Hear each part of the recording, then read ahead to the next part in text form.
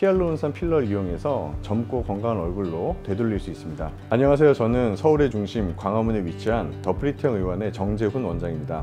반갑습니다.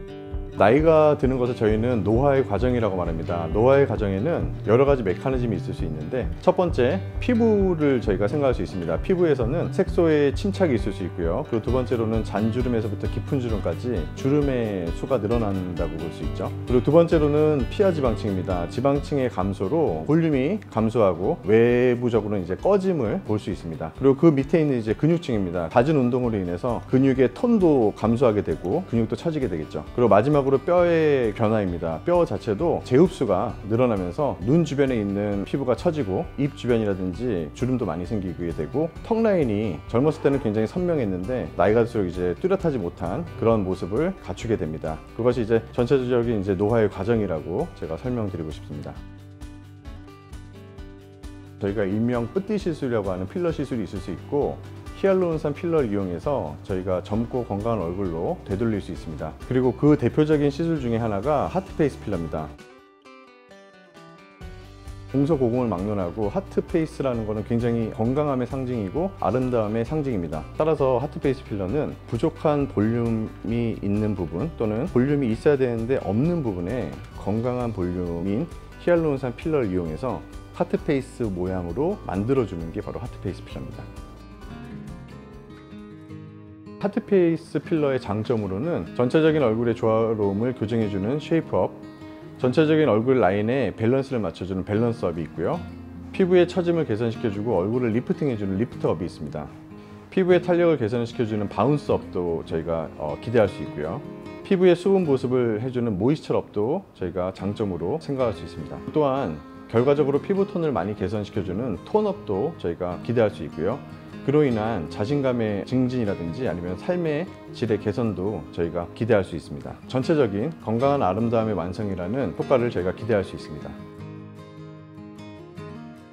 네, 일단 필러라고 하면 저희들이 생각하기에는 코필러, 턱필러 또는 입술 필러라든지 이마 필러, 이렇게 단순히 부위별 필러만 저희들이 생각을 할 수 있습니다. 하지만 하트페이스 필러는 얼굴의 전체적인 조화와 균형을 고려해야 되는 필러 시술입니다. 따라서 굉장히 경험이 많고 숙련된 의료진의 시술이 필요함은 물론 조화와 균형을 고려할 수 있는 미적 감각도 필요합니다. 시술 시간은 일단 보통 한 15분에서 20분 내에 모든 시술이 가능하기 때문에 단시간에 저희들이 할 수 있는 시술이라고 말씀드리고 싶습니다. 필러의 지속기간은 1년 정도로 생각을 하면 될 것 같습니다. 하지만 필러는 단순히 볼륨을 채워 넣는 것뿐만이 아니라 성분 자체가 히알루론산으로 만들어져 있기 때문에 히알루론산은 자기 무게의 1000배 이상의 수분 보습이 된다고 알려져 있습니다. 따라서 앞서 말했던 장점들처럼 더 많은 효과를 기대할 수 있고, 사람마다 라이프 스타일에 따라서 좀 달라질 수는 있겠지만 유지 기간은 1년에서 1년 반, 그 정도로 생각하면 될 것 같습니다. 필러 시술도 엄연히 의료 시술입니다. 따라서 굉장히 주의점을 잘 숙지해야 되는데요. 주의사항으로는 시술 부위를 깨끗한 상태를 유지하는 게 가장 중요할 것 같고요. 필러가 자리 잡는 시간을 저희가 2-3주로 보고 있습니다. 따라서 2-3주 동안은 과도한 마사지라든지 압력을 가하는 행위는 좀 삼가하는 게 좋을 것 같습니다. 그리고 화장이라든지 이런 것들은 그 다음날 정도로 하셨으면 좋겠습니다. 그리고 음주와 흡연은 시술 후에도 별로 좋지 않은 영향을 미치겠죠. 그래서 그런 것들은 좀 조심하는 게 좋을 것 같고요. 너무 뜨거운데 찜질방이라든지 사우나라든지 아니면 뜨거운 물에 샤워하는 것도 좀 조심하는 게 좋을 것 같습니다.